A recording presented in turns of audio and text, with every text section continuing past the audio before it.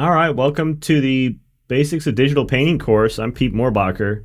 I run this here on the Huckleberry server every week. If you're catching us on YouTube, you can find the server at discord.gg/huckleberry. Every week, I look over the previous week's assignments. I give some critique and feedback, give my perspective on the work that's being done by the community here, and then at the end of the class, I give a new assignment for the next week's review. If you want to join us, all you've got to do is do the homework that I assign at the end of this session, and you'll be in the mix to get your stuff reviewed for the next week. The way it works is that if you see your stuff up on screen and you want to chit chat with me, feel free to raise your hand. I can pull you up on stage. We can chit chat about your work real quick. If you're not here, I'll try to give you some feedback. You can catch it on the VOD. I've been seeing some comments from last week that a few of you have scheduling conflicts, can't make it to the live, but are checking out the VOD every week and doing the homework, which is awesome to see. And then if you're here but you don't want to be on stage, it's cool. You just send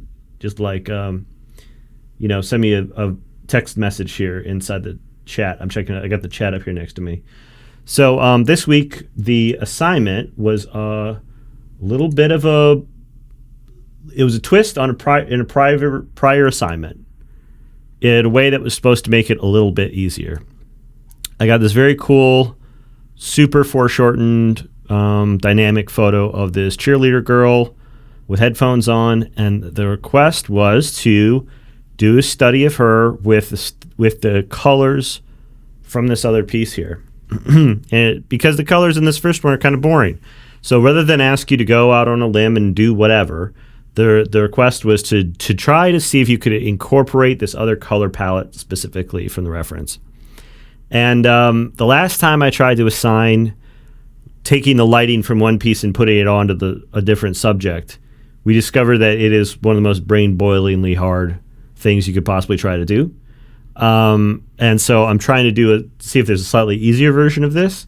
I wasn't getting any big complaints, but it did seem like this week was a tough one for a lot of people. So I think this is the difficulty level we're aiming for here. We want to make sure we've got some successes and failures, some strikes and gutters every single week while we figure it out. But we don't want it to be too easy, and we don't want it to be too impossibly hard.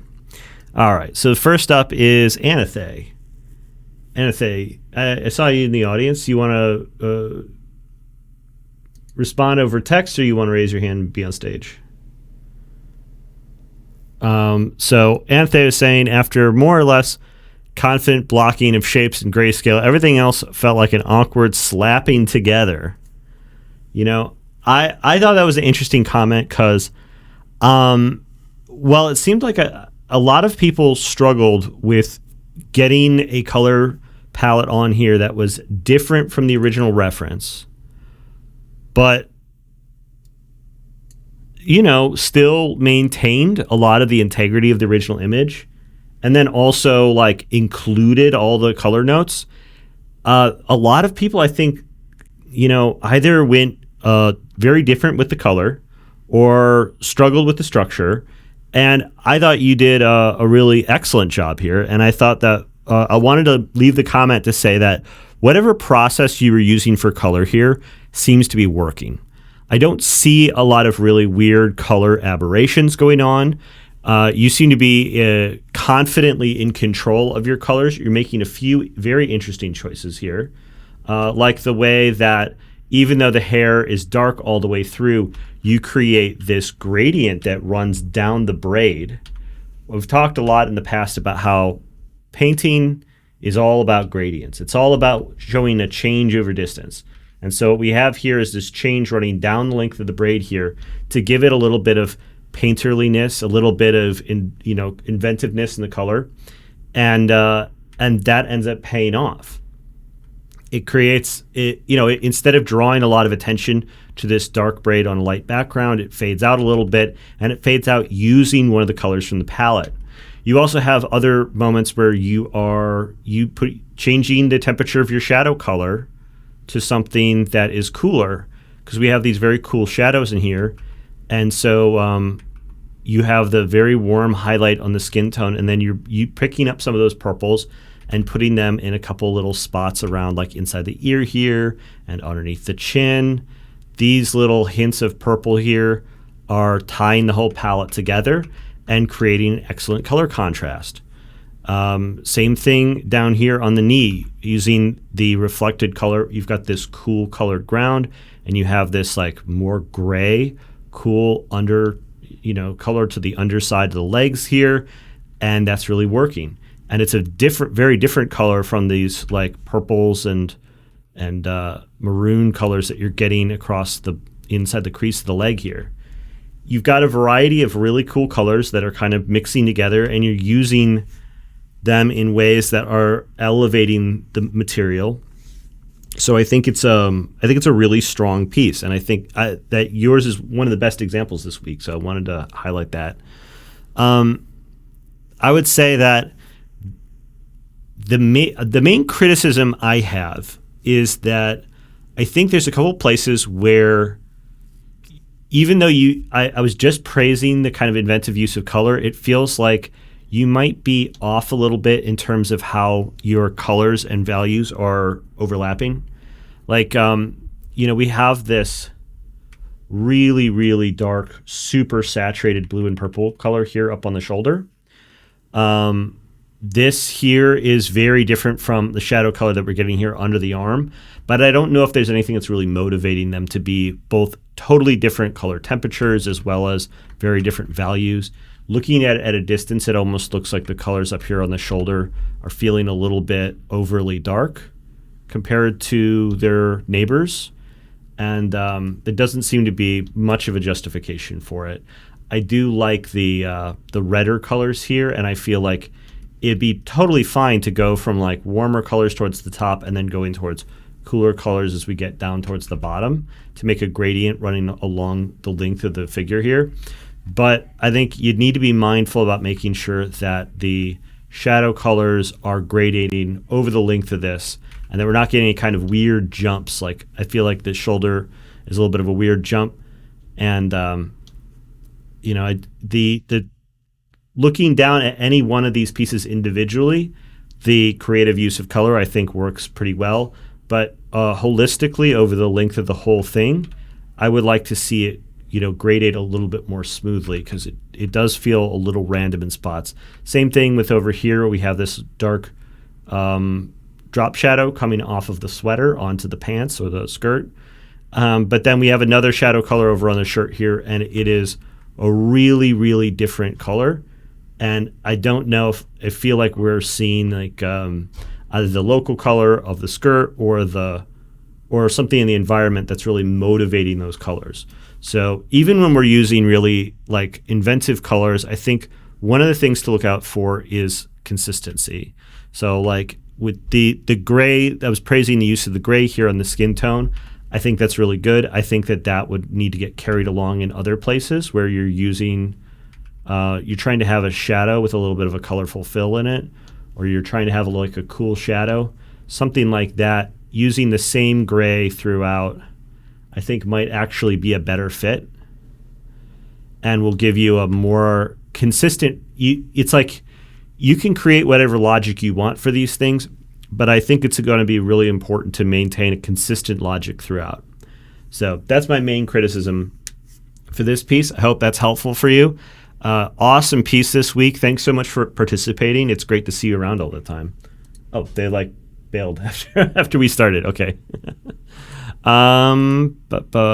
Jade Teardor. Jade Teardor. Are you here? Let's see. Is Jade here with us today?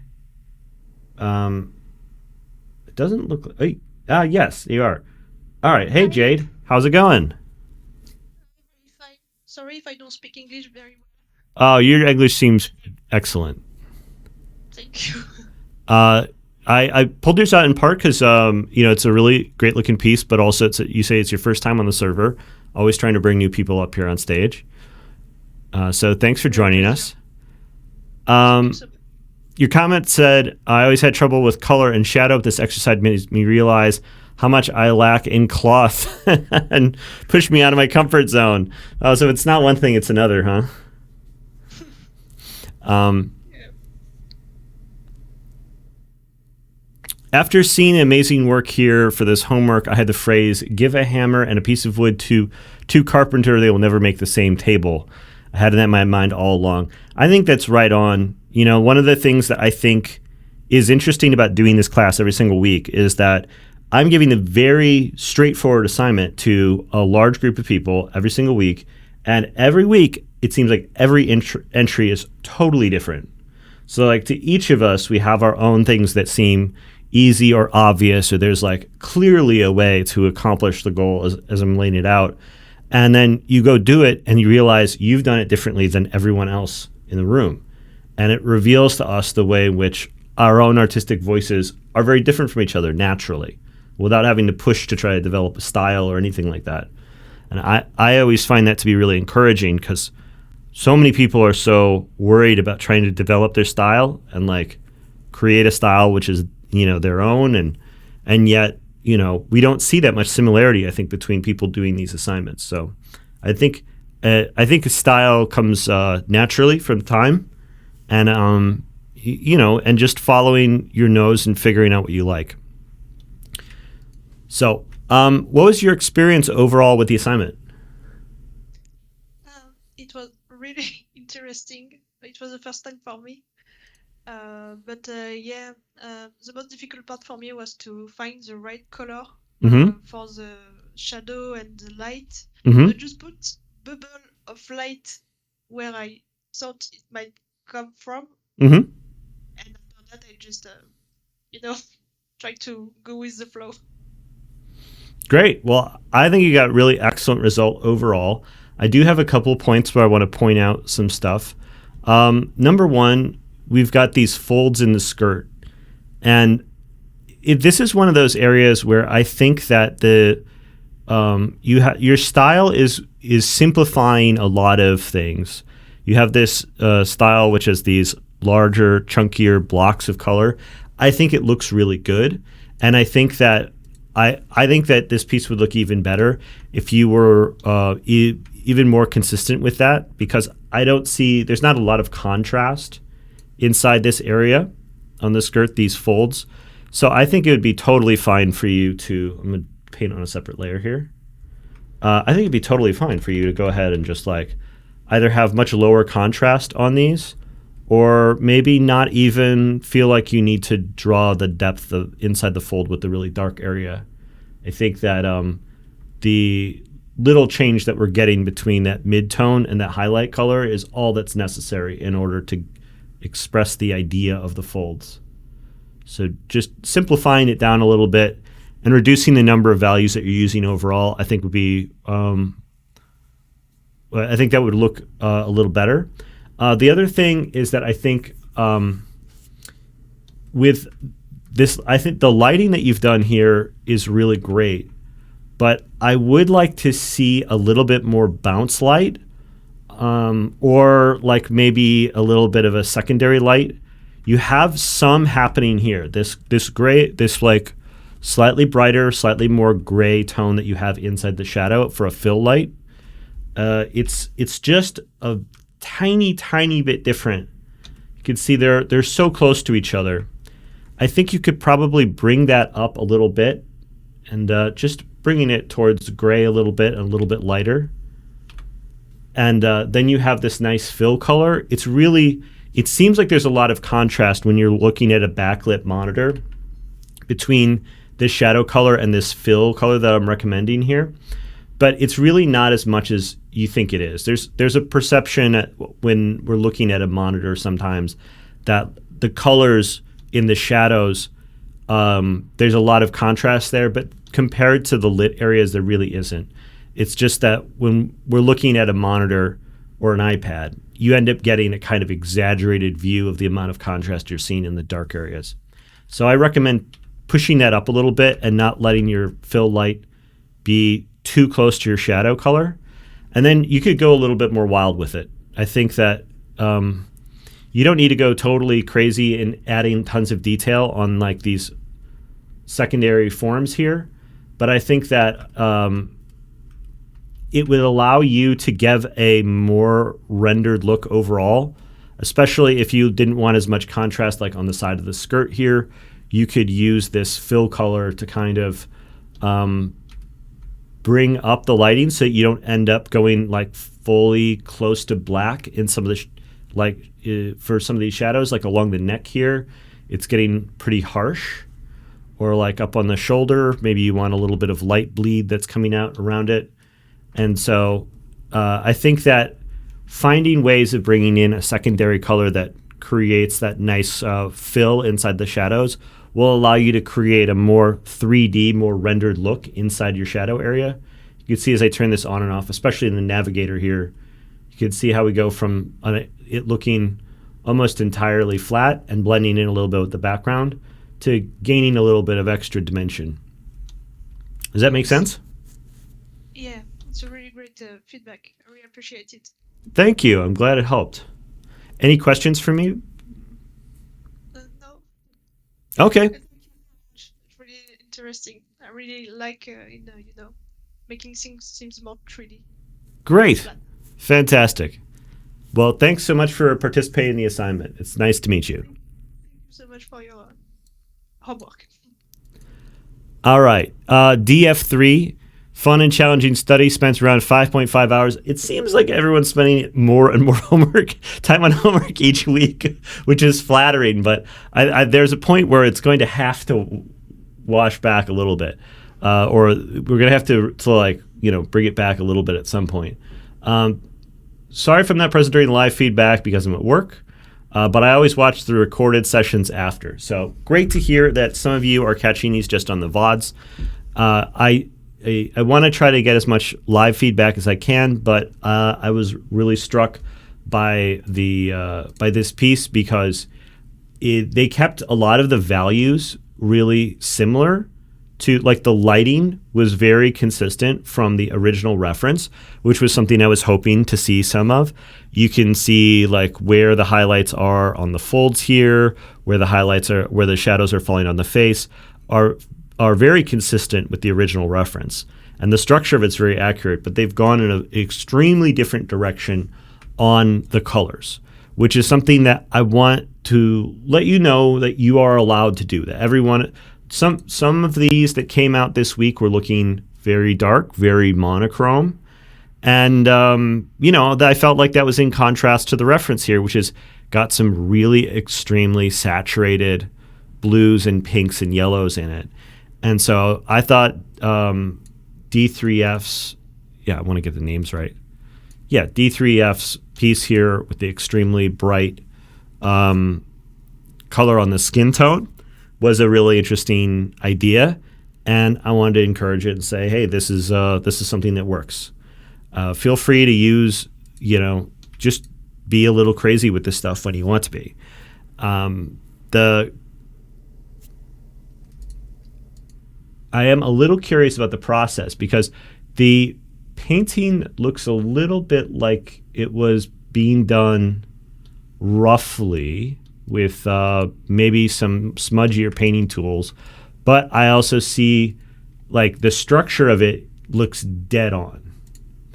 And so I'm gonna take a swing here and say that perhaps you traced over it, because with it being so close to the reference, while I don't see as much confidence in your mark making as I would expect from somebody who's this accurate, I think you might have traced it.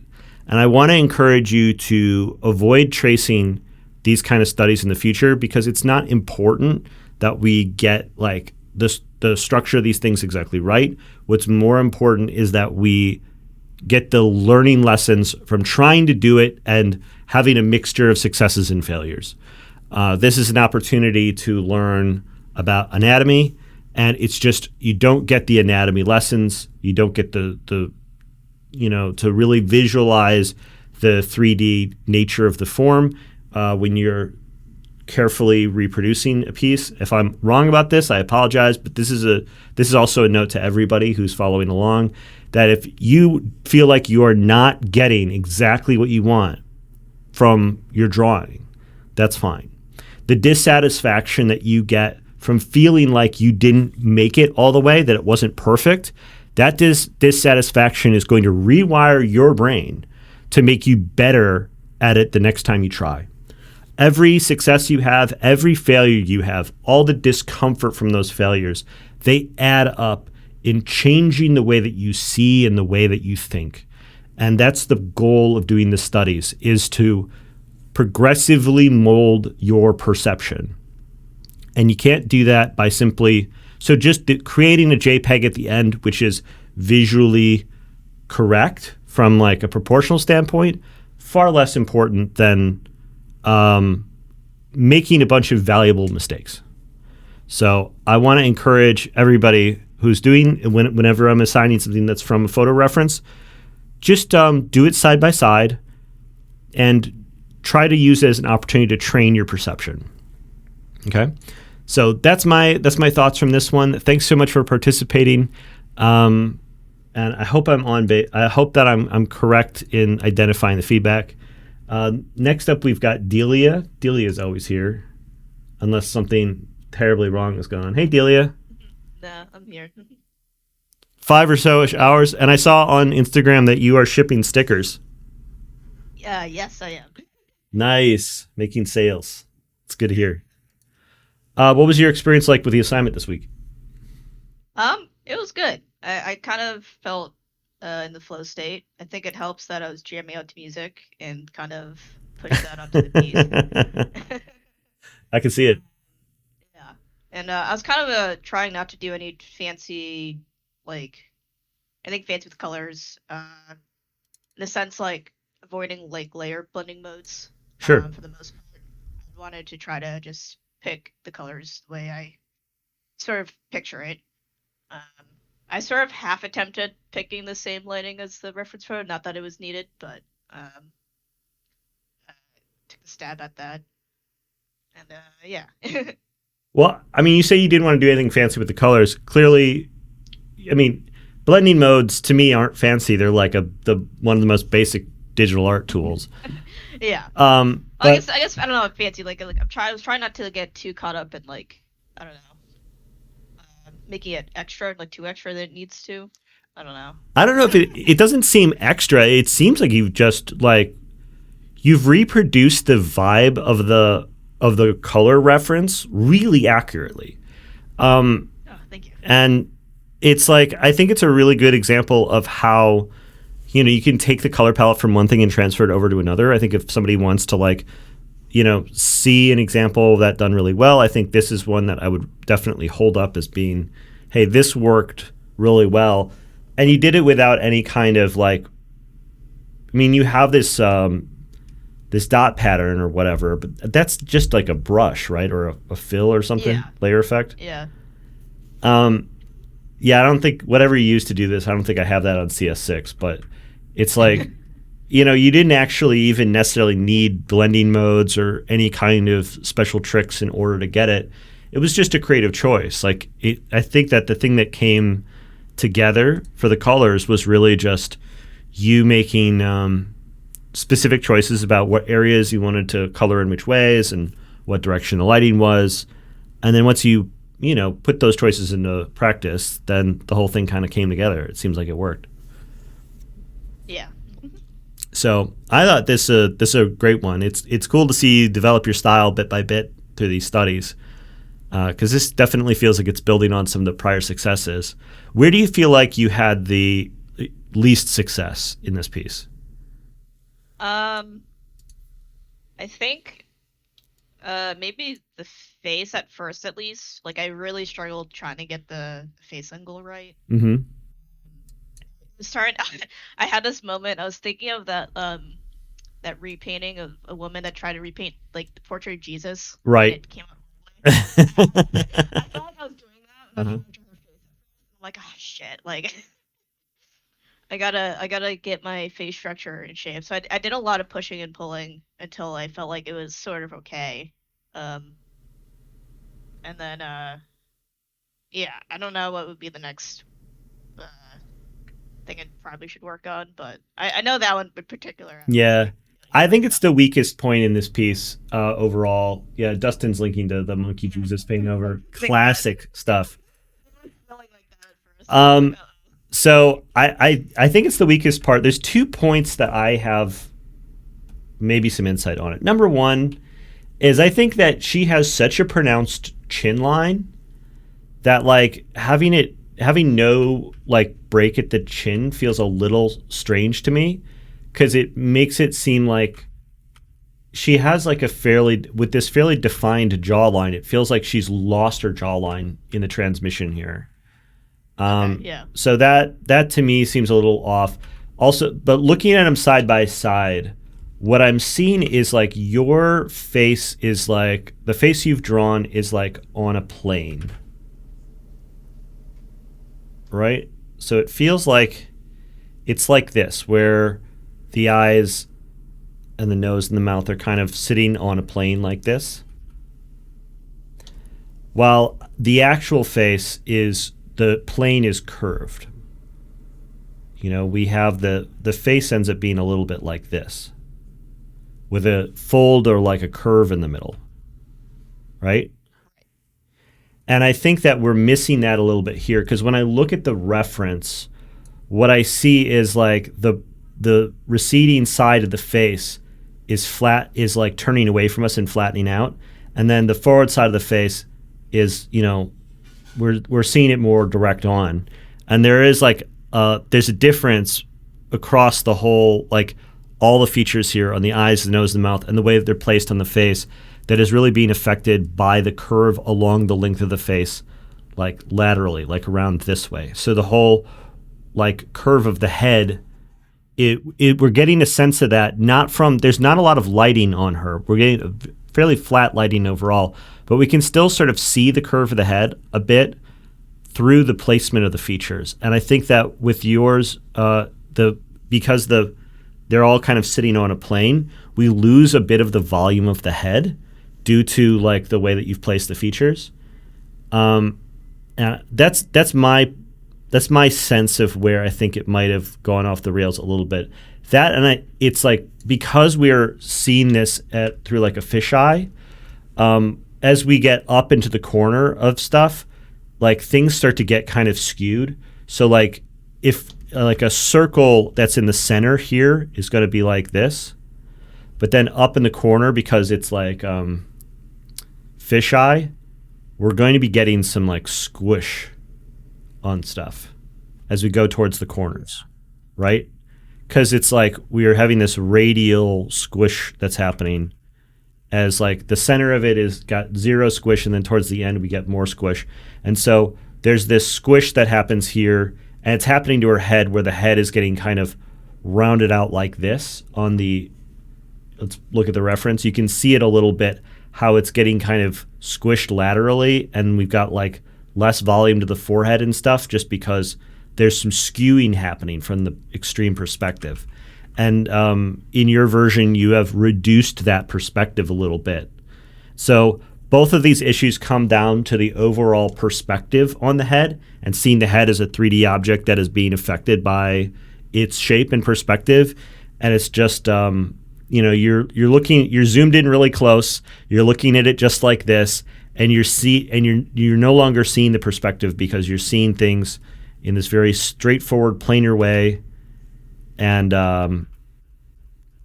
then when we zoom out, it feels like something's a little bit off, and that's what I think is leading to it. Yeah, that's probably it. Yeah. All right, great. Yep. Thanks as always. Great looking work. Always good to talk with you. Any questions? No. All right. All set. Fantastic. Thanks so much. Thank you. Sean, see you in the audience. Abarth saying, I need to zoom in and out more often. Yeah, it's necessary. There's certain stages where you want to keep zoomed out, I think, and then certain stages where you just absolutely need to zoom in, and sometimes it goes back and forth and back and forth. This is one of the things I want to highlight this really quick on that comment before I get to you, Sean. You're currently muted, by the way. So one of the hotkeys in Photoshop is spacebar. Spacebar is to move the canvas around. This is for the beginners in the room.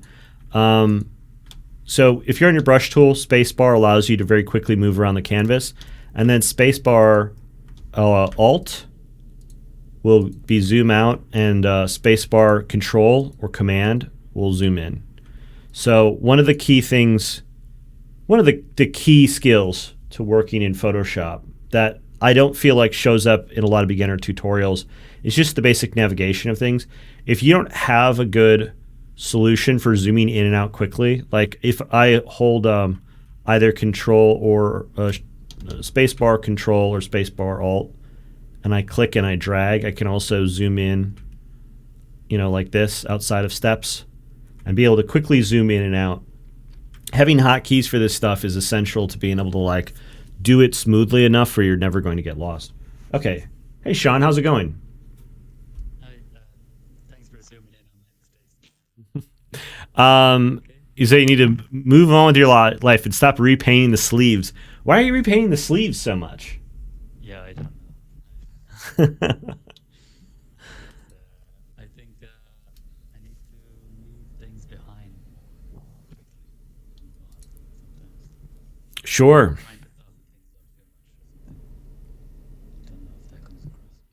Soften them up too much.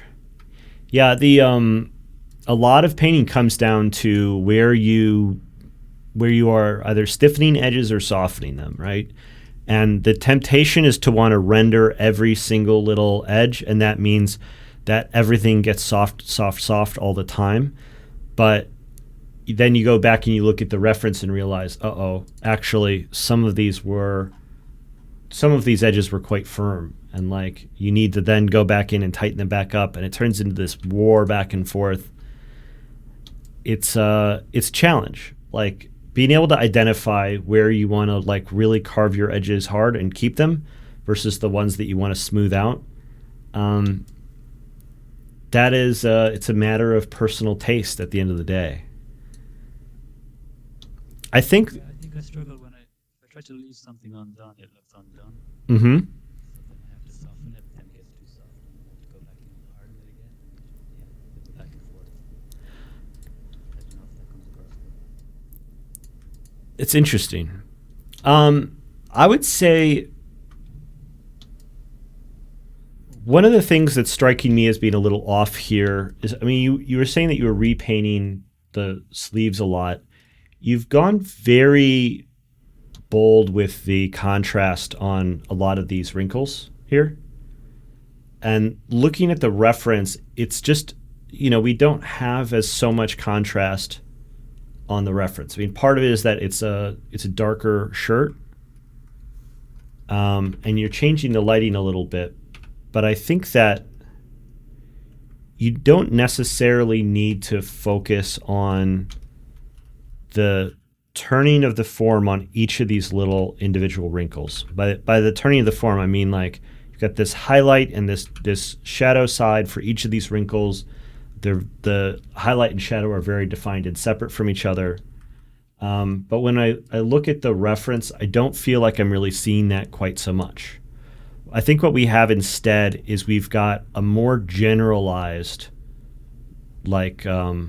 turning of the bigger form. So you can see that the top of the sleeve goes a bit lighter and the bottom goes a little darker.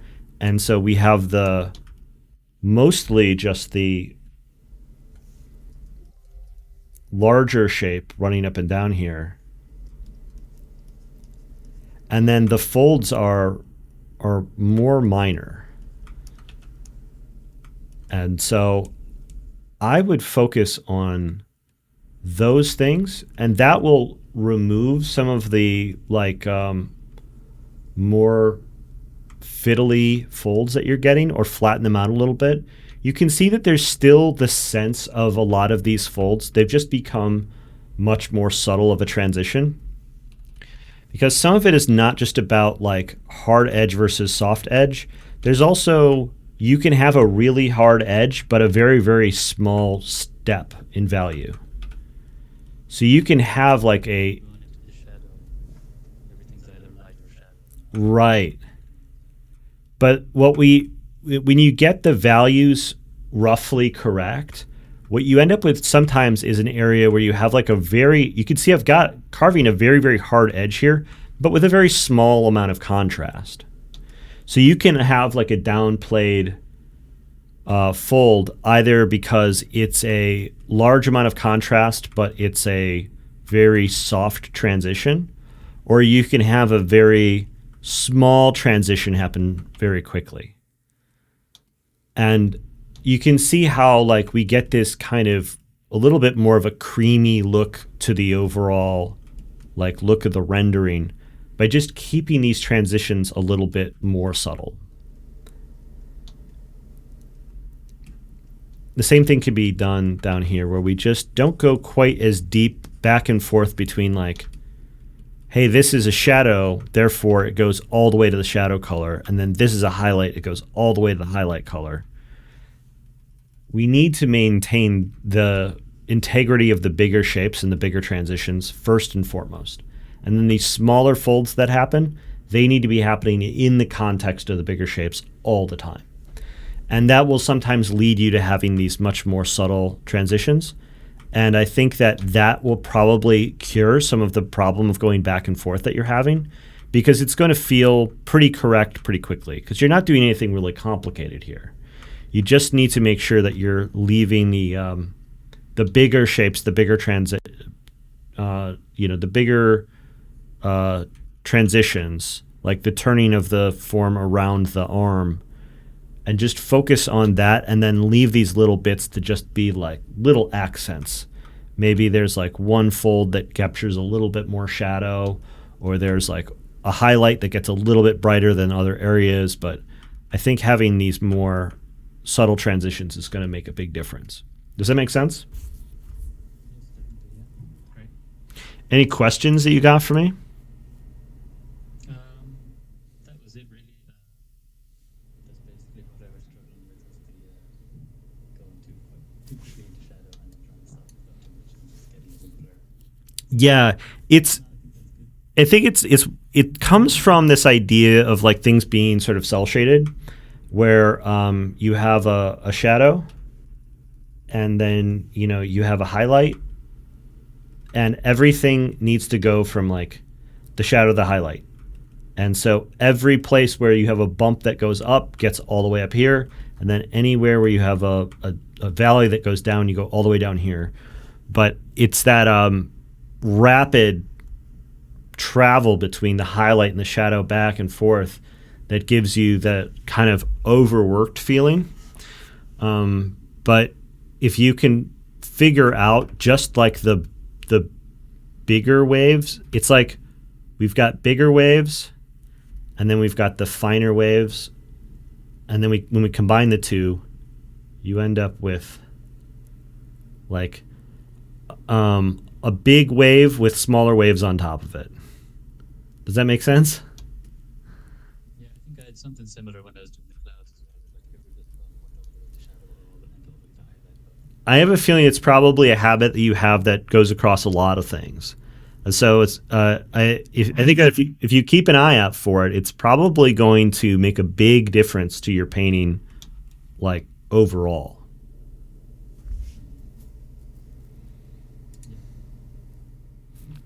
All right, great. Thanks so much for doing the work. Excellent piece. I really love the creativity on the background that you brought in with this one, and the color palette on it I think looks really cool. You've clearly put so much work into this, and I'm just hoping that like the critique ends up helping you do even better. I don't know if you've seen the video that I put up. Maybe it's too much work for you to bring up now, but I just had flat colors there, and sometimes I wonder if I should have just talked about 10 hours there. I did check out the video. I have a hard time pulling it up here while we're live, but the That's my thought. I just think I should have just stopped here. no, actually, I thought you changed the colors quite a bit, the lighting quite a bit in the final steps, and I thought that where you ended up with it actually looked the best. It's just that I think that you need to learn how to sort of modulate get the largest shapes in without dipping as deep into shadow and pulling as high into highlight quite as much. I think that if you can do everything else that you've done on it, I think is a great choice. And I think that's just the one point where you're really being held back. I'm gonna try that sphere thing, painting the sphere and pulling from that. But yeah, if you ever feel like you've maybe like you're falling too far into it, my recommendation is to zoom out, check the navigator, make a new layer, and then start painting big broad strokes over the top of your current work. It may feel like you're going backwards a little bit, but I guarantee that you're not. Like, you'll probably be able to zoom back in and then build on top of those rough brushstrokes again very quickly. If you have everything working in broad strokes, the amount of time it takes to build details into that is way, way smaller than going back and forth on a lot of details that you feel like are out of place. So it should theoretically speed things up, even though it feels like you're moving backwards a little bit.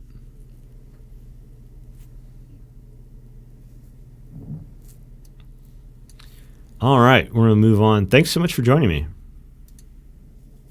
Thanks, Vic. All right, next up we have Renegan. First time tried to do this study. I wasn't happy with the results, so I did a second attempt and tried to figure out how two colored lights work together. This exercise was an opportunity to train my skill in color and light in my headache resistance.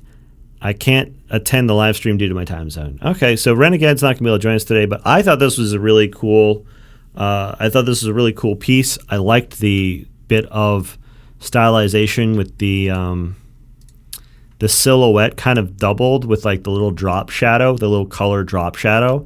I thought it gave it a nice graphic touch that I thought was really cool. I thought the values on this were really good. There's a lot of cool subtlety with the values. And then the bit of pink light on one side and blue on the other, just as a little bit of rim light, I thought looks pretty good. I'm not sure if this was the second attempt of trying to like reproduce the lighting where you have maintain the form, but do two different lights from two really different directions. That's super tough. Like, this is the brain boiling that we talked about, where trying to reproduce a piece where you hold the geometry in your mind and then relight it completely can be extraordinarily difficult. So on the second one that you're doing here, you are doing it like the mega hard way. What you did on the left, I think, is what I thought I was asking for. So I thought it came out really well. I would say that if you wanted to have more of these kinds of rim lights like you have with the pink and the blue, you're in a good spot to go ahead and like beef those up a little bit. I think because lights all interact with the form separately, they do layer over the top of each other to a degree. You're still able to go ahead and like throw in like to deepen the depth on some of these little rim lights quite comfortably. So pick a few spots where you feel like it could kind of leak and into the figure and wrap around a little bit more, and not do it across the whole length of it, but just picking the spots where you feel like it would wrap a little bit more and bringing that in a little further. Maybe one of them, maybe both of them. I think I like just having one of them be very thin along the edge here, and then this other one, especially because it's on, like, we're catching a lot of the darker parts of the sleeve, just bringing that out a little bit might end up giving a little bit more volume to the figure. It's always a little weird when the light hits perfectly on the edge. Even if you have a fairly thin rim light across the whole length of a figure, picking one spot where it just kind of wraps around a little bit more will always look good, even if you have to fake it a little bit. You don't have to have a perfect mental model for where all the photons are landing on the figure. If you're going to do a kind of like rough approximation of a rim light, you're always safe to just find a spot that feels like it would be nice if more light wrapped around there and add it. Because if you were doing this as a photographer, you would be able to do that with some combination of multiple lights and light blocking cards. You would be able to construct the lighting however you want. And so don't feel overly constrained by the fact that you think, oh, well, it wouldn't really do that. It should only hit just at the edge. Just figure out whatever you think is going to look the best for the scene and make it that way. Because whether you're doing it in digital paint or doing it in 3D or doing it in photography, you can create whatever lighting model you want, and it's going to be possible. So it's more about a generalized sense of consistency and an expression of our aesthetic than it is like a need to do things right. All right. So great job, Renegan. Awesome to see the work. It's cool to see that you did it twice even, and you did the brain boiling version on super hard mode. Wagyu's always here, so I figured it'd be safe. If I want to make sure that I could talk to some people live, that Wagyu would be here. Hey, Wagyu. Hello. Hey, how's it going? Yeah, I'm good. How are you? I'm doing good. How was the assignment? The assignment was actually fun this time.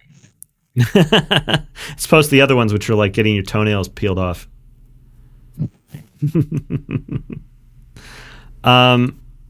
So what was fun about it? I just got to experiment like with different methods in rendering. Mm-hmm. I tried to use more shapes this time rather than focusing on over rendering stuff.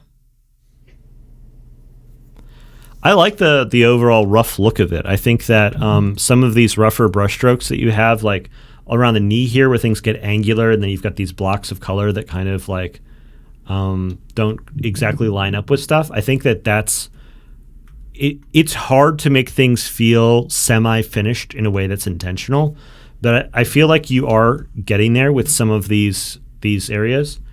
I would say that in order to sell that even more, the classic trick is that you need to pick somewhere to put all the rendering so that all the areas where you don't render it, it feels like you did it on purpose. So I think that if you wanted to take something like this further, the best choice would be to pick some key area where you end up making all the edges a lot cleaner and you add in some additional rendering. So the face is always a good safe spot for this, but also with this piece being, so dramatic with the shoe, maybe the shoe's an option. Maybe you just pick the center of the character and you start, doing some additional rendering on the skirt and the sweater.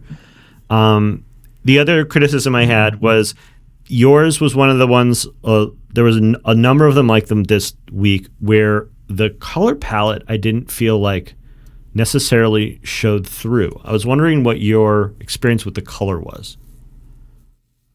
I feel the part where I messed up color was when I wanted to make the whole piece darker. Mm-hmm. So I duplicated the piece and make it darker with the levels. Mm-hmm. It just like washed up the whole colors. Okay. I just went through like carving the lights. Let me show you a couple other ways to darken it besides flattening the image and adjusting the levels. One of them is to use an adjustment layer. It's the black and white circle. Are you using Photoshop? Yeah. Okay. So it's that black and white circle that's at the bottom of the layers tab. If you change the levels here, you're able to adjust the levels, but in a way where you can like reverse it, because it ends up on the layer stack. Instead of adjusting the levels of this one layer, it adjusts anything below it in the layer stack. And you can go and move it back and forth and play with it however you want. And then you can turn it off and on and like double check it. And you get a lot more flexibility like that than flattening the layers. You also even get the ability it's got a mask built in.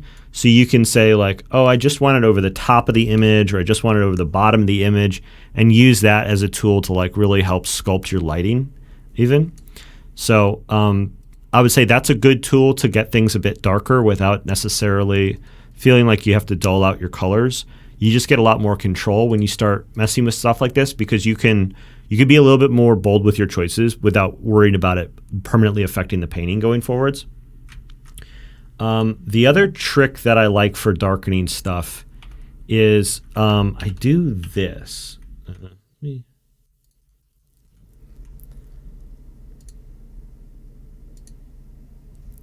This is a little subtle. So what I'm doing here is I'm making a RGB channel selection. So if you go to your RGB, or if you go to your channels tab and you control click on the RGB layer, you get this weird selection. You can see like the marching ants are like all over here. What it's doing is it's selecting every pixel on the canvas by an amount equal to how bright it is. So it selects bright, like white at 100%, but it selects black at 0%. If you do a merged copy of this selection, you get a layer that looks like this, where the blacks are all transparent and the whites are all opaque, but all the color data is still in there. It's really weird. And then if you change that new layer to multiply, what it'll do is it'll multiply the midtones back over the image without blowing out your highlights and without blowing out your shadows. And you can see how we're not only darkening it a little bit here, but we're also getting a lot of richness out of these midtones. You can see that like the amount of extra subtlety, variation, we're getting more variation and subtlety out of like the texture on the back wall. We're getting a more rounded look to the leg because, and we're getting some more richness out of these like lighter tones because it's bringing up that saturation a little bit while darkening the midtones. So that's something I'll do sometimes to try to darken something if I feel like it's washed out or I'm losing, it's maybe like I want to darken it, but I want to do the opposite of washing it out. I want to deepen and enrichen it. So that there's a real option there. And then when it comes to like if you're in a spot where you feel like, you like the values, but you're a little bit hot and cold on the color, you can also, there's a bunch of adjustment layers in here that will help with color quite a bit. You got your color balance in here, which is great for just injecting a little bit of color, especially because you can choose whether you want it on the shadows, the highlights, or the midtones. You can. Yeah, I love using curves, but they don't have actually so much choice in color. Just have red, green, and blue, I guess. Yeah, I've never been a big fan of curves. Most people love curves. There's a curve adjustment layer.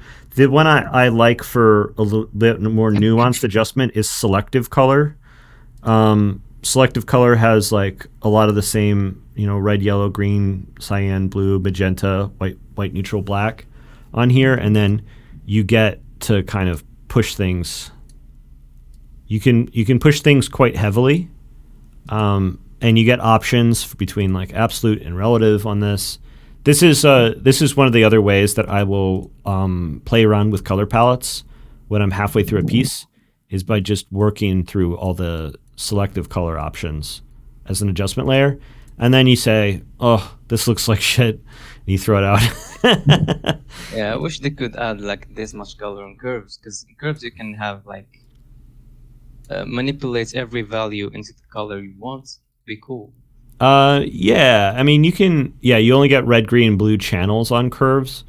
Some people, curves is life. That's like where they do color adjustments, is where they do value adjustments. For me, I prefer selective color, gradient map, color balance more. So I would dig deeper into the adjustment layers tab and try out some different ones to see if there's something in there that you really like as far as ways of kind of holistically adjusting the whole canvas. Or, my classic move for adding additional color to a scene is also just use a hard light layer, or you can use soft light, overlay, was it the Ross Trans special, use the color dodge, and you can very easily start to wash colors in to build in whatever you want. So if we wanted to start bringing in some pinks from that other color palette, we can very easily start doing that without having to blast out your existing values and rendering and stuff. So there's a lot of different strategies for pushing forwards with color, even if you want to still keep some elements of the original image intact. Do you have any questions about it? No, we've got it all covered up. And Okay, great. thanks. Well, thank you. All right, we got another. I think Diana's. This is their first time in here. Also, I don't see them in the chat though. Shoes are my arch nemesis, but I had fun with the color palette. I was really curious what they meant by this. There's a question from Jiggles. Does the color of light blend with the color of the subject it's hitting? The answer is, of course, it depends. It depends on how intense the light color is, and it depends on the color of the thing that it's hitting. Really brightly colored fabrics react very differently from neutral fabrics when it comes to blending the colors of the lights together. And then also a highly intense, like a really intense light can blast past any local color and just reveal the color of the light. Yeah, it also depends on the materials. It's one of those things where like how much you are just using the local color versus the lighting color, or like some mixture of the two. That's entirely dependent on your creative vision as well as like the light setup and the materials you're trying to render. They're all totally independent from each other. So it's like, this is one of the reasons I like to use the method of adding some color through like gradient map or selective color and then the hard light on top of it, is because I get color from both like sort of overall color grading that creates a kind of temperature for lighting, while the hard light ends up bringing in a lot more of the local colors for like, you know, the color of fabric or whatever. So Diana's, I was curious to ask them about what they're why shoes were their arch nemesis. But I don't think we're going to get an answer to that today. Had fun with the color palette. This is the main thing that I wanted out of the colors. Yes, this is. Hey, I'm gonna. While we're already on this subject, I am gonna bring this up. This is the classic of like how the exposure and the lighting can dramatically affect the color of a thing. Personally, when I saw this, I knew exactly what it was. I was like, you could see the colors in the background, how much yellow there is around the fringes here, how much light bleed you're getting over the top of it. Like there's obviously a lot of glare happening, and that glare is going to both, you know, blow out the blacks and also add a yellow tinge to them. So I saw this, I was like, oh, it's blue and black, easily. But like white and gold, I was like, yeah, that would be white and gold, but you would see different background colors if it were going to be a white and gold. The lighting conditions would have to be different. So, and like we actually know the answer. It's not actually a real debate because somebody did upload another picture of it, and it is blue and black. So I'm right. But yeah, this is a situation where it's like the look of it, what's correct, ultimately correct, is highly dependent on the circumstances. All right. When it comes to putting a different color palette onto an image, you really do have a lot of freedom. And I'm always saying this, and I'm always going to keep saying it. I want to encourage all of you to use the freedoms you have to make things however it feels most natural to you. Whatever you think is like the easy, simple way is probably not going to be the same choice that other people are going to make. We can see how different everyone's approaches to these things are. Try to figure out what shortcuts make sense for you. How is your brain thinking through this in a unique way that's going to allow your own personal perspective to inform the work?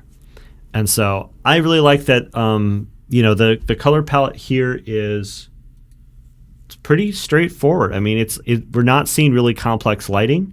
It's really similar lighting to the original piece here, and yet the color palette feels right on for the example. The style of doing the I wanted to ask them. I was hoping they're here to ask them a little bit about their process here. because they have this really crispy silhouette that looks like it was made largely with the lasso tool, which is a viable way of doing things. But you do also end up with some of these hard edges here that look like they were made by maybe doing a little bit of this, having the geometric lasso. And what I do with my lasso is I have it just regular freehand lasso, but then if you want to, you can hold Alt, and when you're holding Alt, you end up with the geometric lasso, and then if you let go of it, you can go back to freehand. So if you want to have like a perfectly straight edge, you can hold Alt, get a straight edge, then let go, do a little bit of a curve, and then hold Alt again, and then you can get a mixture of soft and hard edges on a lasso stroke, so that you don't end up with quite so much geometric, solid, straight edges if that's not what you're looking for. Didn't know this? Yeah, there's lots of weird subtleties to like holding different operator keys while you're doing stuff. So what I have the L key mapped to one of my buttons on the tablet pen. So if I'm on the brush tool and I hold down the pen button, it auto lassos. So that was without a hotkey. This is just, and then if you hold shift, you can add to the lasso. So even if you were to, say you've got a really geometric shape across the front of the knee here, but then you wanted to round it out, you can always hold shift and, oops, clicked the wrong button. You can always hold shift and build on that lasso stroke.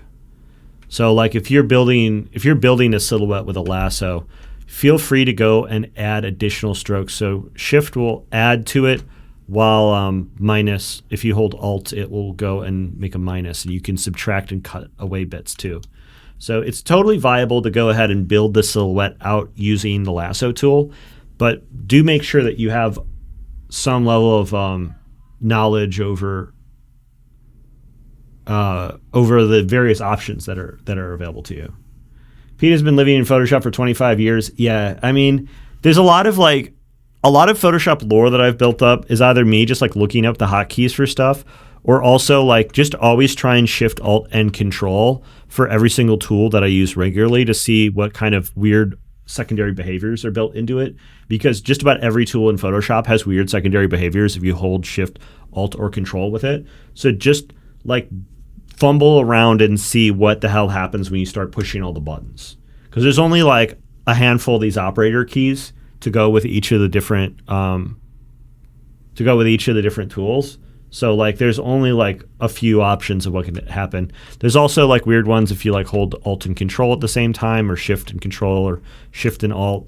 Like, so learning, just like stumbling through them and seeing like, what is it doing? Why is it doing something different? Does the cursor change? Like, does the behavior change? Like when you're holding down the operator keys, it doesn't take that long to experiment your way through it.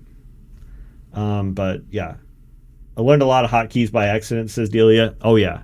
I mean, one of my most memorable moments in Photoshop was I discovered there was a hotkey to change the blending mode on the brush tool. And somehow I managed to always accidentally hit the hotkey that changed it to multiply.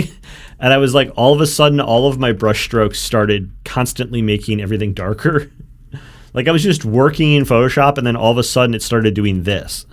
And I was like, what the hell is going on? And like I was checking all my blending modes on my layers. I was remaking layers. I was opening, closing files. I ended up reinstalling Photoshop. And then it happened to me like 2 or 3 times. And I discovered eventually that like there's a hotkeys to be able to change the blending mode in the options menu, which is like changing the blending mode of the brush. Which there is almost no reason to change the blending mode of the brush, so I don't even recommend it. Anyways, we're over time and I'm fussing around. Thanks so much for submitting your work, Dianis. That's it for all of the feedback today. I can take a question or two if anybody has any questions. But first, I want to give out the assignment. The assignment for this week is either going to be a super easy one or a super hard one, depending on who you are. I just want you to draw one of your OCs. I'm hoping some of you guys have OCs that you love, right? That you're like, I'm got into art because I like making cool little guys, right? And so Kathy was saying, which of the 30, while Amanda's saying I'm toast, right? And a lot of people are going to be like, oh no, I've never made an OC. I don't understand how that's possible. I thought we all got into this because we wanted to make OCs. So my perspective on this is like, even if it's not your number one thing, I think it's something that we should all try to do. Can we submit multiple? You can. I'm going to try to review just one. And I don't want your OC to be like, here's my take on Pinocchio. I want it just to be a whole original character. So OC stands for, pretty sure, is just an original character. Just make a cool little drawing of your guy or girl or whatever, and just make a fun OC from scratch. If you don't have one, you got to design one. Come up with an idea, whatever you daydream about. Just draw an original character from a daydream of yours, something that you've had rattling around your head. Just put it down on the page for once. If you've never done it before, you have to try it. You have to give it a shot. Does it have to be a full body? No, it doesn't. I'm going to be very loose about what the structure of this needs to be, because I know for some of you this is like a nightmare. So you have to do it. Googling how to design an OC real quick. This is the thing, is I'm worried about the current state of the art community, because back in my day, it was all OCs. Everyone was just in here trying to make their cool OCs, making backstories for them. And to me, it was fun and original, and everyone made their own cool thing. And nowadays, everyone's worried about studying and fan art. And I'm like, those are fine. They're good. They're healthy. But unless we are doing stuff original for ourselves every once in a while, we're missing out. So I want to make sure that, if for no other reason than to complete the homework, y'all are at least doing a OC. And for those of you that have 30 of them, now's the time for you to just have fun sharing your OC with the class. So that's the theme. 1999deviantart.com OC Central. Exactly. There's a lot of chat going up here. This is clearly striking a nerve. Can anyone has an OC I can borrow? Just make up an OC. Everyone's daydreaming about little stories in their head all the time, right? Just draw one of those people.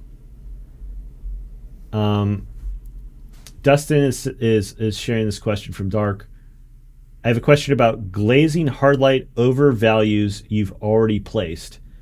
When I was working on the assignment, I lost all the values I worked with on the grayscale portion because of the coloring. Would you recommend moving into color sooner so values can be readjusted after adding the colors? It depends. Personally, I like adding color when things are still fairly rough. I think that adding color at a stage when you haven't locked down all of the detail in your values gives you an extra bit of looseness to adjust your values after the color is finished. So I personally prefer to push the colors as early as possible into the process. If it goes in too early, they don't quite stick. They tend to be kind of weird. But if you wait too long, it can be difficult sometimes because you end up being too precious about all your values, and it feels like you're ruining your values by trying to add color on top of them. If you're finding that your values are getting destroyed by the color process, you're doing something weird with the color process. You might, if it got too, yours looked like it was pretty dark this week. I looked through them on brand, I guess. But I would say that you're selecting colors that are too dark. With hard light, you tend to want to select colors that are a little bit more neutral, because darker colors will just blast the value. So just, be careful with it. Hard light is a powerful tool. Try to be like gentle with it. Try to be as subtle as possible with it. That might be the issue more so than the timing. It's tough to say. There's a lot of chatter about the assignment. If anybody has any questions about the assignment before we go here, feel free to raise your hand. I'll put you on stage. Otherwise, I'm going to let you get out of here. All right. Thanks, everyone, for joining me. I look forward to seeing all your OCs next week. It's kind of a free... This isn't a matter of a free week of me not wanting to give out an assignment. I've been meaning to do this for a little bit because I want to make sure everyone's get creative about their stuff. If you want to draw somebody else's OC, check out our monthly challenge. We have a Draw That's in Your Style challenge with a really great character. This character here, Solomon, just look for the channel. Maybe Dustin can link it in the chat. And we're going to be looking over this. There's still a few weeks left to do it. And so if you want to give this drawing somebody else's OC a try, we've got that as like a community challenge going already. And there's a, the winner of this is going to get to pick their OC to be the subject of the next challenge. So there's a little bit of a prize attached to it. Thanks, everyone, for joining us. I look forward to these every single week. I'll see you next week. Have a good one.